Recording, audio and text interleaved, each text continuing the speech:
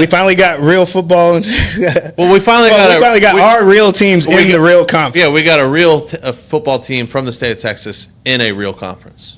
Yeah, we're talking about the University of Texas at Austin. But they've had their media day. They've done their things. Sarkisian's been doing his talking, and he said that this is the most talented roster he's ever had after losing 11 players to the draft this past year.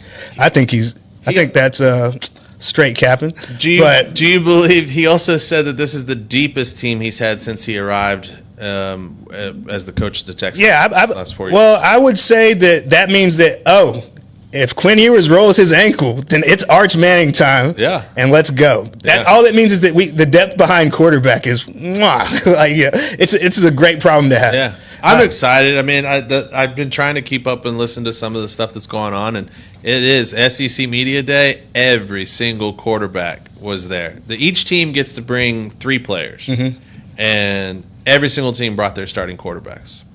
It was pretty cool. I've actually heard that Quinn Ewers is around 215 pounds now, which is something that I've been looking for. That's been my biggest concern is his size. Yeah. Because you're going to get beat up at this next level. And for everybody to project a 195 quarterback to be – like I heard somebody saying he would have been a top 10 pick this year if he came out. I'm like, no way. I'm like, what are you smoking, man? I'm like, I've been watching this kid play since high school, and just because y'all saw him rated the highest graded quarterback I saw him at Elite 11. He wasn't impressive. Yeah. Saw him at Ohio State. He didn't lose to C.J. Stroud. He lost to the next guy. He ended up being the third string quarterback. He lost to another true freshman that year, and that's why he ended up transferring to UT. State, yeah, he ended up at Ohio State because of the NIL situation.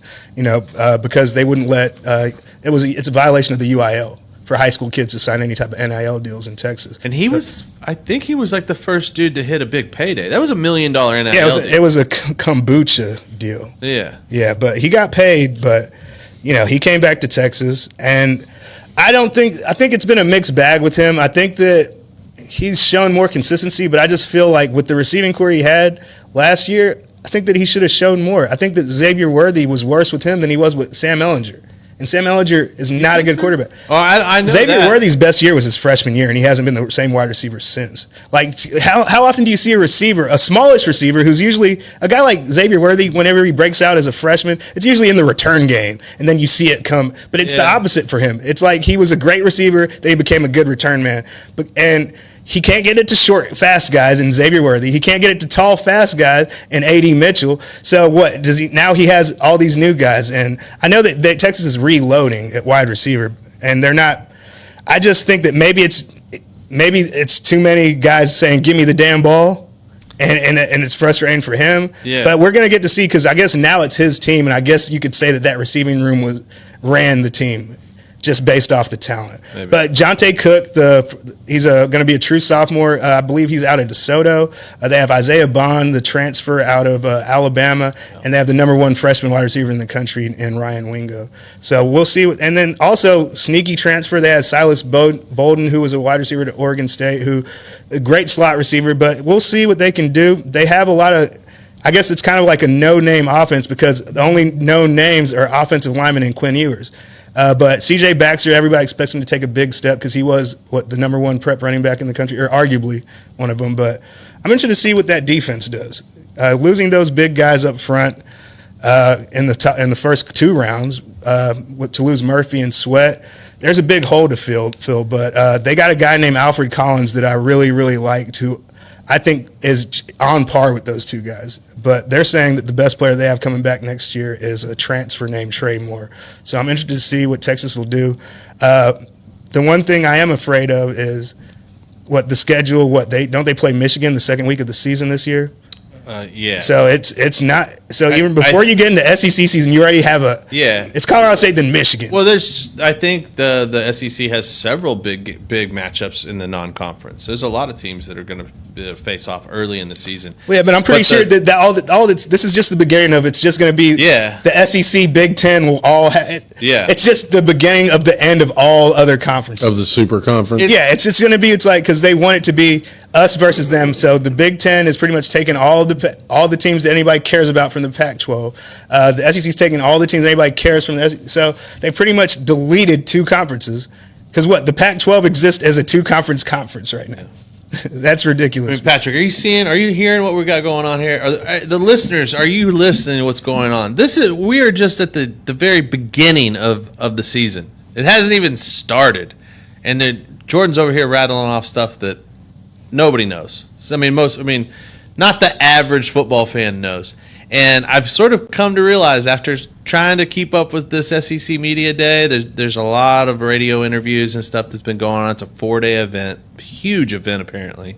I started to realize, I'm like, man, I really was just a Big 12 homer. I really loved just sort of keeping up with my Big 12 teams, and that was about it. Well, my life changed whenever I moved to Georgia as a senior in high school. Yeah. So I was watching the Jefferson Pilot Station. So I've been an SEC fan now, I guess you could say, for 25 years. So it's once I was introduced to Jefferson Pilot, I'm like, this is college football. Job says nothing beats that good old slave state football.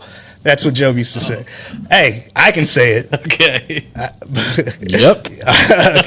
All righty. All right, that's Southeastern Conference. But anyways, with all this stuff going on here right in our backyard in Dallas and seeing, I don't know, it's just another level. Like, I always knew the SEC was such a bigger an entity or conference or however you want to call it. It's just a big business of football out there in that conference. That league is essentially mandating how college football is going to go. And it's pretty cool to sort of see some legendary programs like Oklahoma and Texas. They get to take a part of it. I really don't want to see them fall on their face. Just think of if Oklahoma shows up and farts and falls down like they did last year, is in their first year in the SEC, how in the world are they going to contend? How are they going to stay relative? I'm not going to lie. I have more faith in Oklahoma's offense than I do in Texas. Texas. Absolutely. I believe in Jackson Arnold more than I believe in Quinn Ewers. Jackson Arnold, I put a lot of stock in Elite 11. I do. Yeah. If you're the best of that class, then I start watching you, and it usually works out fine. It's and you see the guys that you see fail there. It's usually a reason. Like C.J. Stroud, he won the Elite 11, and over Bryce Young, and he's shown you there's a reason because he's better. Yeah. It's just one of the Elite 11. It just separates. It's a separation game, and whenever you see these guys who bail out of the combine, it's like, I've already lost to this guy at Elite 11. I don't want him to show to create more separation. Yeah. And I feel like that's what happens with a lot of these people that you see who don't want to participate in the combine, in the throwing portion of it. It's because they know it's like, oh, I was in this with this guy, and they were all better than me. Yeah. That I separate myself with the game film, so let me just keep it with the game film. And a lot of the SEC media dudes, McElroy, local legend. I saw Dusty Dvorak, Oklahoma legend. He's is he a Lake Dallas guy, I believe? I think so too. Yeah, a lot of these guys I never really kept up with and paid attention to. Just because obviously we knew the SEC was good, but when I'm watching football, I'm keeping up with my league, my conference, and we'll see what happens in the playoffs or whatever. But it's just a lot of big changes. It's exciting. It's got to up my level of interest. Not to mention, just to keep up with the show and the great Black Mel Kiper over here, I'm going to have to get way more involved, do a lot more. I wouldn't say research, but just some due diligence. Yeah, it's really just I'm going to SEC game of the week. I'm going to enjoy it. But some of the guys that I mentioned, like the SEC media guys that have been in that league for a while and covering that league, pretty much his consensus is in that the big game of the year is the Georgia at Texas. Yeah, Georgia at Texas, and I think Georgia that could decide the. Who gets the bye? Who gets the bye? Who gets the bye in the 12th? And there's going to be, let's just say it, there's going to be 4 teams, at least 4 SEC teams that make it to the playoffs, at least. And if they had it their way, it'd be 6. But it's just interesting to see. But I'm just kind of want to see which one of these quarterbacks is going to separate themselves from the pack. Because as far as which quarterback do you think has the most to prove in the SEC this season? I think Milroy at Alabama. Yeah, Milroy, at Alabama has a lot to. Come on, this is your first year without Saban. Yeah, it's and we're talking about a legendary program. If they crash and burn their first year without Saban, can you imagine what's going to happen? Their fans, their boosters, their NIL, all those guys that donate the money, all that stuff could potentially really unravel very quickly. But the thing that I did remember, I listened to him just a day or so ago. There was a lot of questioning about, hey, how do you like your new coach? And like basically, it's like he said the same thing to multiple interviews. He's like, man, he's super chill, way laid back. He's got a little more compassion with his players. You know what I mean?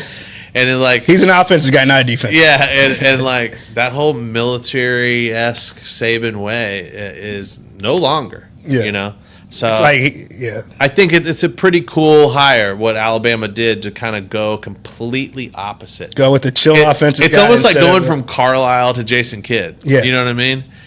Finding that coach that relates to the players, right? And instead of just being this strict, you know, do it this way and blah blah blah. Well, you know, he's what Kalen DeBoer did at Washington. I think it's kind of what everybody expected Lincoln Riley to do at USC.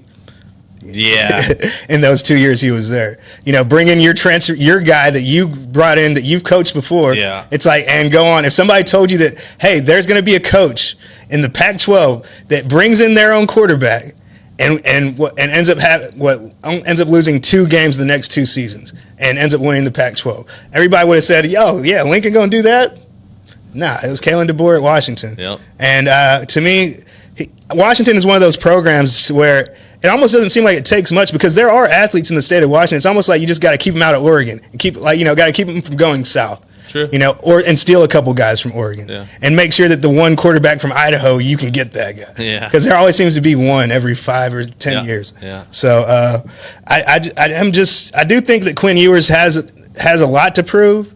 But I did think that the pressure at Alabama is always going to surpass the pressure here. Yeah. Pressure in Texas. Now, I do think that him being the covered child, one of the covered people of NCAA 2025, I don't think he should have been on the cover to represent all quarterbacks. They have one quarterback, and it's Quinn Ewers. I think that, you know, Dylan Gabriel, why not him? He represents 3 different schools. He went to UCF, he went to Oklahoma, he went to Oregon, and I think that statistically speaking, he's the best college quarterback returning this next season. Gabriel, yeah, Gabriel. I think it should have been Dylan Gabriel. Of course, I do believe that Travis Hunter should be on it because how many Travis Hunters are there? How many two-way players are there? He plays offense and defense. I think he should have had the cover by himself. Honestly, you could have done that. It's like, but they didn't want to piss Shador off. They just pissed him off by putting other quarterbacks on there, and then they put what was it? The running back Donovan. I haven't seen it. They put the quarterback from the running back from Michigan. He's on Donovan Edwards. He's on the cover, and he's the only running back. He's the only running back on there, and he had a down year last year. But all you need to do is make one play in that championship game, and he did it. So. Did you already order your NCAA football? I gotta get my PS5 first. Yeah, it's now on PS4, so I have to. This is gonna be a $500 investment. Oh so, my God. Yeah, I got my birthday coming up. I like video games, man. Just not anymore. And if you get the full version, it's like $100 game. Right? It's like $150 game for like the one. Deluxe gridiron, whatever. See, I don't play like create yourself and do that. I don't do that shit. That shit bores me. Just let me play the team. I want to play my team, and then and I want to link it up to Madden. I want to draft these guys and keep my shit going like that. And like it used to be. That used to be the awesome thing with these games because you could get NCAA football in the early 2000s and play your season. And then you could upload them up. Yeah, because I remember how bad Carson Palmer was his Heisman Trophy season. I had to go through and play with USC every game to make him a Heisman Trophy winner. It's like, and if I try to simulate one game, he'll throw 5 picks and mess it all up. But I know you like to make your own playbook too. I used to. It's not. They don't let you freelance as much as they used to. Oh, okay. Yeah, probably because people like me giving people headaches.